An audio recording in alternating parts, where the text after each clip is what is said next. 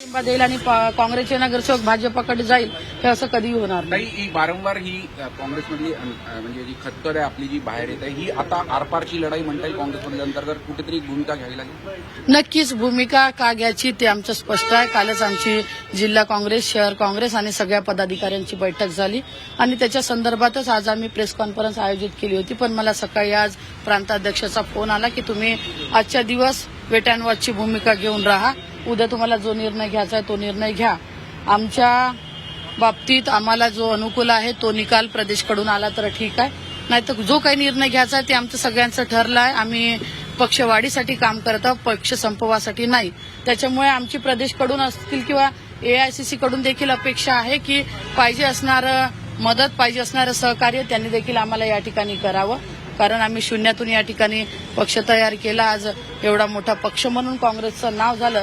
महाराष्ट्रात फक्त 2 महापालिका म्हणजे लातूर नंतर चंद्रपूर अशा होते की ज्या बहुमताच्या जवळपास म्हणजे चांगले मेंबर या ठिकाणी निवडून आले आणि महापौर होण्याची देखील शक्यता असताना पक्षाचे लोकच जर का असे गटातटाचं राजकारण करत असतील तर हे चुकीचं आहे. आम्ही पक्षाचे आहोत, पक्षासाठी काम करू आणि पक्षासाठी काम करत राहू, पक्षाच्या विरोधात कधी काम करू. जर वडेट्टीवारांनी नेलेले नगरसेवक परत आले नाही तर मग तुमची भूमिका काय असेल? कारण तुमचा हा अंतर्गत वाद आहे, तर मग काय कुठल्या टोकावर? मला 100% विश्वास आहे गेलेले नगरसेवक जिथं पक्षाचा गट स्थापन होईल 100% ते गटात येईल, पक्षाच्या सोबत राहील आणि जे विरोधात जाईल त्यांच्यावरती पक्षांतर्गत कारवाई माननीय प्रांताध्यक्ष या ठिकाणी करेल.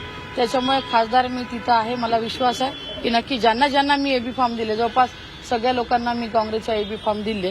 त्याच्यामुळे ज्यांनी पक्षाच्या एबी फॉर्मवरती लढले ते लोक 100% त्या गटामध्ये येईल. तुम्ही दिल्लीत हा विषय मांडणार का? म्हणजे तुम्ही खासदार आहात दिल्लीत? नाही, आता उद्याचा दिवस दिला आहे, उद्या काय निर्णय होते त्याच्यावरती पाहू.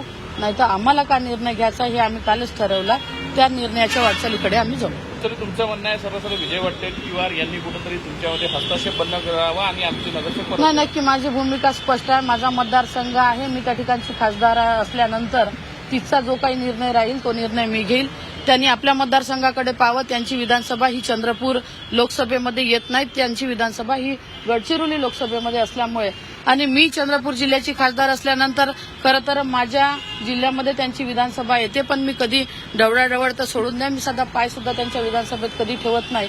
आणि अशी ढवळाढवळ जर करायची असेल तर उद्या चालून त्यांच्या आता समोर जिल्हा परिषदेची इलेक्शन आहे. मी पक्षश्रेष्ठीला स्पष्ट सांगणार आहे की मग विजय वडेट्टीवारच्या जेवढ्या काही जिल्हा परिषद असेल त्याच्यातले अर्धे तिकीट प्रतिभा धानोरकर वाटेल. मग ते पक्षश्रेष्ठीला मान्य असेल तर मी पण या गोष्टीला मान्य आहे. धन्यवाद. थँक्यू. तर गटातटाचं राजकारण सध्या सुरू असल्याचं धानोरकरांनी म्हटलंय आणि हे राजकारण चुकीचं असल्याचं सुद्धा त्यांनी म्हटलंय. नगरसेवकांची बैठक पार पडल्याची माहिती सुद्धा धानोरकरांनी यावेळी दिलेली आहे.